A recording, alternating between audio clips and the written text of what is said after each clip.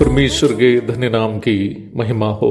प्रभात मनन के सत्र 1546 में आप सभी का बहुत ही विनम्रता और प्रेम के साथ स्वागत करता हूं। आइए आज के मनन के लिए हम पढ़ते हैं तीमुथियुस को भेजी गई पौलुस की दूसरी पत्री अध्याय 3 पद 9। पर वे इससे आगे नहीं बढ़ सकते, क्योंकि जैसे उनकी अज्ञानता सब मनुष्यों पर प्रकट हो गई थी, वैसे ही इनकी भी हो जाएगी। मैंने इस बात को पूर्व में ही बताया था कि अक्सर लोग झूठी शिक्षा को इसलिए मानते हैं या प्रचार करते हैं क्योंकि वे अपने अंदर के स्वार्थ को संतुष्ट करना चाहते हैं या संतुष्ट कराना चाहते हैं। वर्तमान काल के सबसे प्रचलित झूठी शिक्षा है प्रगति के सुसमाचार अथवा प्रोस्पेरिटी गॉस्पेल।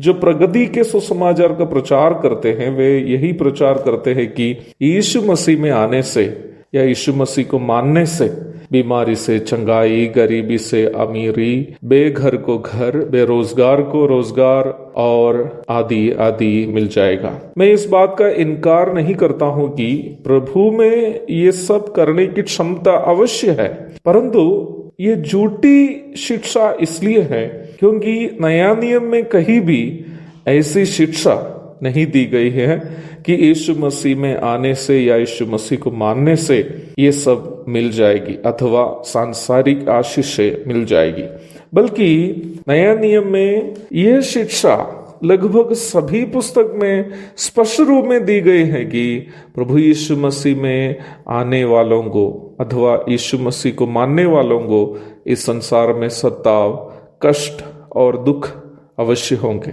मैं कुछ पदों को आपके लिए सूचित करना चाहता हूँ। मत्ती अध्याय 5 पद 11 और 12, मत्ती 24 की 9, यूहन्ना 15 की 8 से 20 तक, 18 से 20 तक, 16वां अध्याय की 33वीं पद, रोमी 8 की 18, फिलिपी 1 की 29, पहला थिस्सलुनीकियों 5 की 9, दूसरा तीमुथियुस 3 की 12, पहला पत्रस 2 की 21, 4 की 1, अध्याय 4 पद 13 से 16 तक, और भी बहुत सारी पद है। समय के अभाव में मैं वे सब सूचित करना नहीं चाहता। इन सभी पदों को नजरअंदाज करते हुए झूठे शिक्षक क्यों प्रगति के सुसमाचार का प्रचार करते हैं? क्योंकि यदि ये प्रचार करेंगे कि यीशु मसीह में आने वालों को दुख उठाना है तो उसे सबसे पहले अपना जीवन में ही उनको दिखाना पड़ेगा ना। परंतु यदि प्रचार करेंगे कि यीशु मसीह में आने से सुख समृद्धि होगा तो सांसारिक सुख विलास में स्वयं भी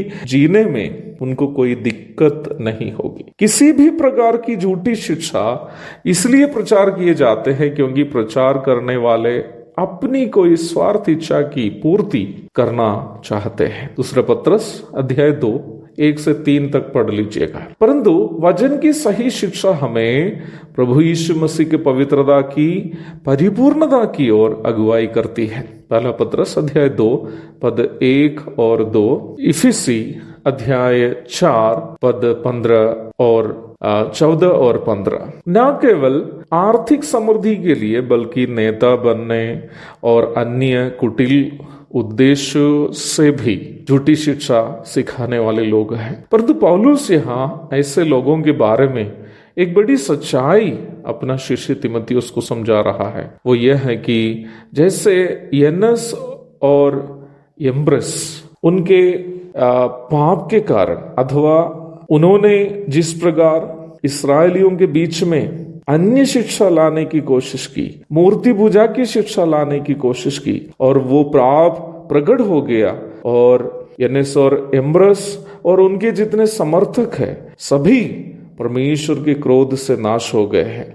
वैसे ही वर्तमान के भी झूठे शिक्षक और उनकी झूठी शिक्षाएं अवश्य नाश हो जाएगी। केवल वही बने रहेगा जो वचन की सही शिक्षा के अनुसार के हैं। मुझे सुनने वाले प्रिय भाई बहनों, प्रभु केवल एक मसीही बनकर जीने के लिए नहीं, परमेश्वर के वचन की सही शिक्षा के अनुसार जीने के लिए हमें बचाया है। इसलिए ही वचन की सही शिक्षा को मानते हुए मसीही जीवन सफलतापूर्ण बिताने के लिए प्रभु हम सबकी मदद करे। प्रभु के धन्य नाम की महिमा हो। आमीन।